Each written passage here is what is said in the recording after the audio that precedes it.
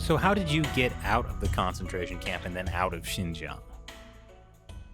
Um, I I have never because first of all, there is no any evidence. I am not the CIA agent.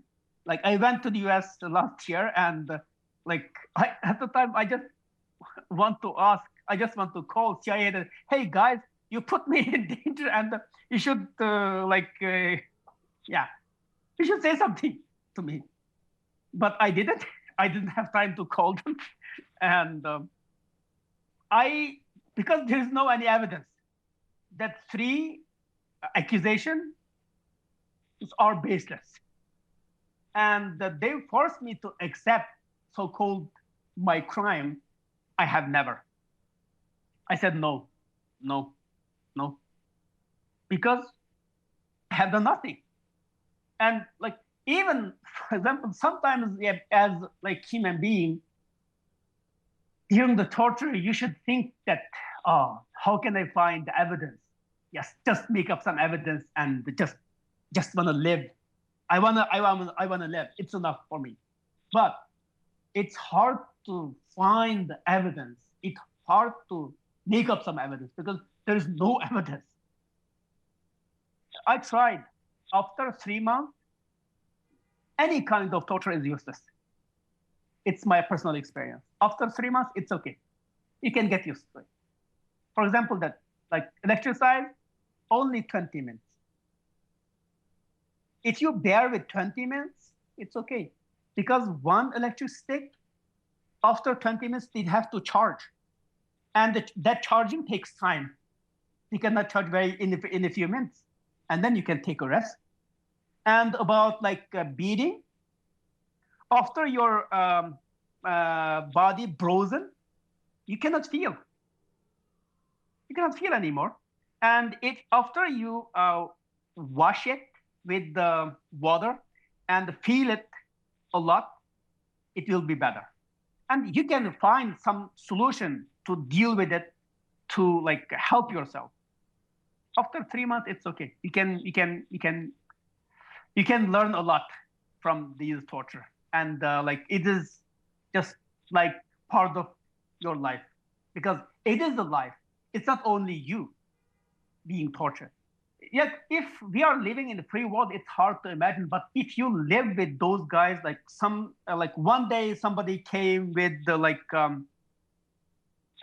electricized, another with the torture with something, because like you cannot feel that it is something. You cannot expect something different because it is there. It is the place you get tortured, you get raped, and you get electricized. It's the place. And what do you expect? And they are the prison guards and the interrogators, and it's their behavior. And how do you expect something different? It is like this. It is a system. And for example, you are in toilet and you want to feel perfume. It's impossible. It is a toilet. Yes, Chinese concentration camp is a toilet.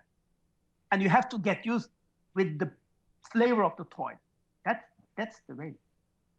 So yeah, first think that yeah, it is the like this place, but I cannot become toilet paper.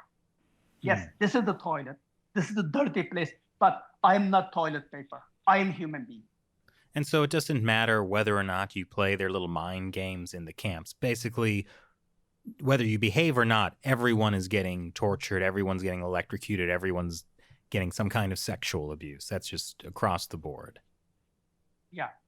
Somebody is heavier, somebody is lighter, and somebody is everyday. Like I tortured almost 6 months from the August until December, and somebody is longer than that, and somebody is shorter than that, and somebody is every day, somebody is like after a few days, something like that. So like, but I didn't expect different because I my uncle stayed in prison 20 years, and my mother told me that he is my mother's older brother. My mother told me, so it's not new. Like everything happened to Uyghurs. Like for example, that my father, he is a high school teacher. He was a high school teacher, and he sent to labor camp in 1967, and he feeded pig. As a Uyghur, he feeded pig. He told me this. So, like for somebody who never experienced this life, it's unimaginable. How can Uyghur bear with this? And for us, for example, especially for me, I have read the articles about like Uyghur intellectuals and Uyghur scholars' experience during the Cultural Revolution. And I heard my mother told me about my uncle Asa Ahmed. He was like intellectuals, and like my uncle is the first one who have a modern school in my village, modern Western style school in my village. He was the first one in our village. He was the director of the school, and like our family proud of him. And like my mother always mentioned that, like, yes, he experienced that life, but I want to tell you something. Never betray yourself. You are human being. You are my son. Never betray yourself. It's you. Keep your dignity. Keep your honor. You are my son. Yeah. Yeah, I thought like very interesting that my my grandpa's father died in the concentration camp in 1937.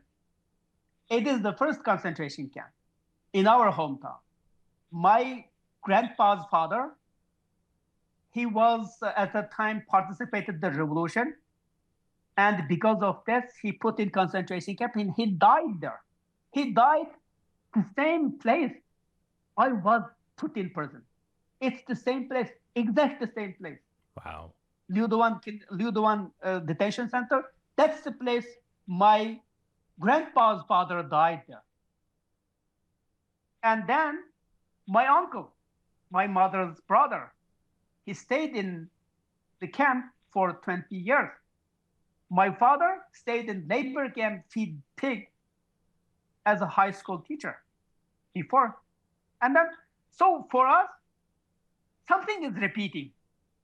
So for us, it's not new, but like I wonder when we have ending, when we have this ending, like why it's always repeating the same circle? Why we have this?